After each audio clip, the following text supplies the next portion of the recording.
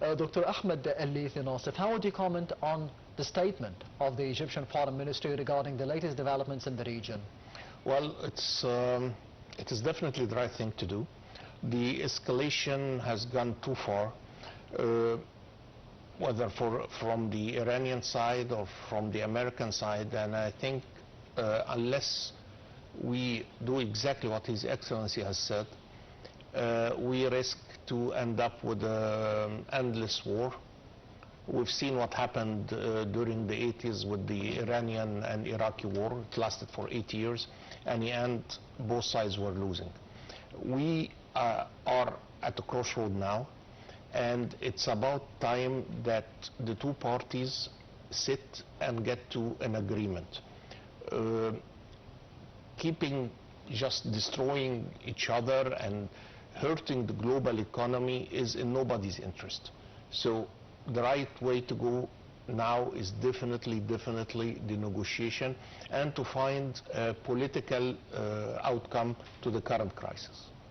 Yes, regarding the statements that we have seen by the Foreign Ministry, it says that the repercussions, the negative repercussions of the war raging on in the Middle East, not just about the regional implications, but also on the global economy. Do you think that those factors could be affecting and impacting the decisions of the three countries being involved in the war to be stopping the war as soon as possible? Definitely, because the world consumes about 100 million barrels of petrol per day.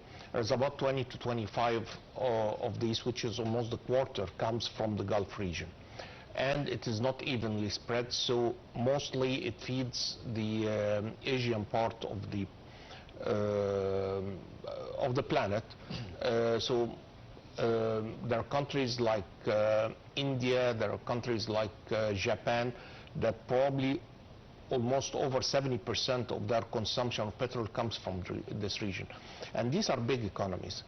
So if we have a scarcity of, we lose like 25% of the global supply of petrol, of course these economies are going to suffer, and they will have their reflection on the global economy. So the issue is quite big. Yes. The issue is not about Iran on its own. It's very much also about the Gulf states, which for example, Qatar is the biggest producer of liquefied natural gas. Yes. And again, given that the second producer is Russia, and Russia is under a lot of sanctions, so that will create a global shortage in the liquefied natural gas. And that will shake the economy, because most of the factories do operate with that as their energy.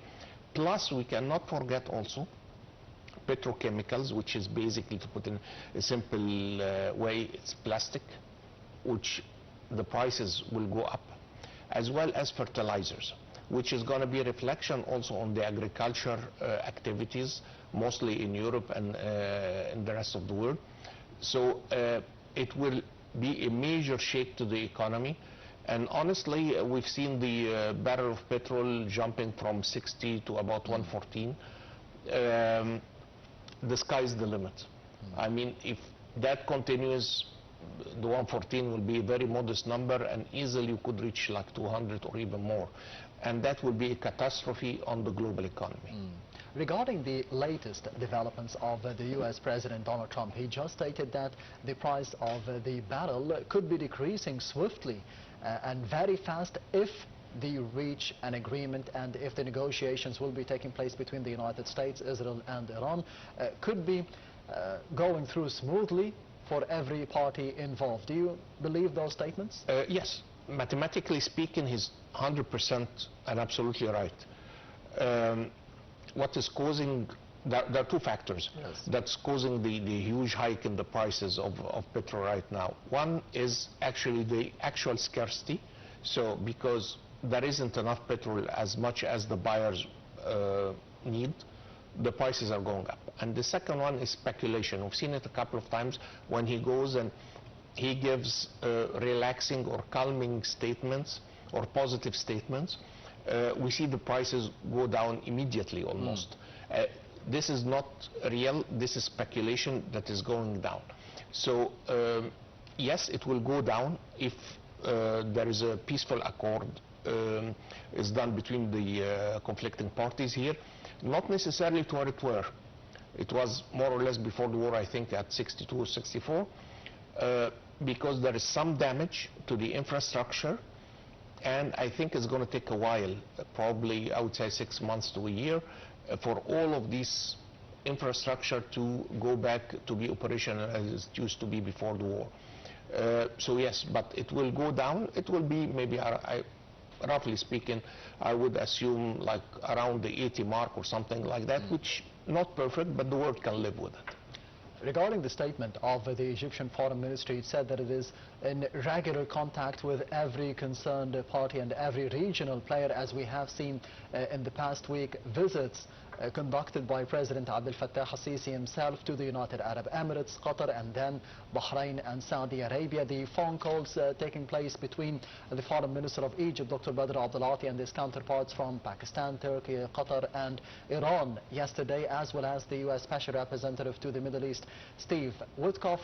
All of this to be de-escalating the situation and mediating between those parties to be ending the war. How would you assess the role of Egypt in doing so?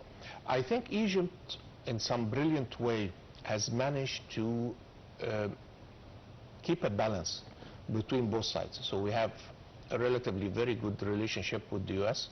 We have, of course, an excellent relationship with our brothers and sisters in the Gulf states. And we do have, relatively, given everything into consideration, good relationship also with Iran. That puts Egypt in a very unique position, yes, that it's more or less at the same distance between the three parties, and it enables Egypt to play a mediation role, which I don't think there is any other country in the world that can play that role. So that puts Egypt in the center, and yes, we are, I think, one of very few countries that can play this role and try to mediate and bring the parties together. And we have seen as well an ultimatum given by the U.S. President Donald Trump for the past 48 hours that they had only 2 days to be clearing the way for the Strait of Hormuz. If this was not done, attacks by the U.S. and Israel will be targeting the Iranian energy facilities and probably the nuclear facilities and the infrastructure in the country. This has changed today, and Egypt has hailed this change in stance by the U.S. President, and he said that he would be giving them more time, quite possibly 5 days, if the negotiations will be going smoothly. How would you see the change in stance for the U.S. President to be postponing those attacks? That's a negotiation tactic, which is the right negotiation tactic, definitely, to be used here. So he pushed it to the edge, and then when he found that there is a way out or a back door or a solution within sight, not firm, but yes, within sight, he went back. And that's, I think, is the right thing to do, because further escalation would have meant further retaliation, would have probably been a total disaster for the Gulf region. Accordingly, will have shed its light on the rest of the world and the global economy. So I think that's a very wise, for a change, decision to be taken by the American president at this stage. Yes, Dr. Ahmed, allow me to be going to the report of the daily debate for tonight, focusing on the statement by the Egyptian Foreign Ministry regarding the latest developments in the region, in the Middle East, and we'll be having more details in the upcoming report. Stay tuned.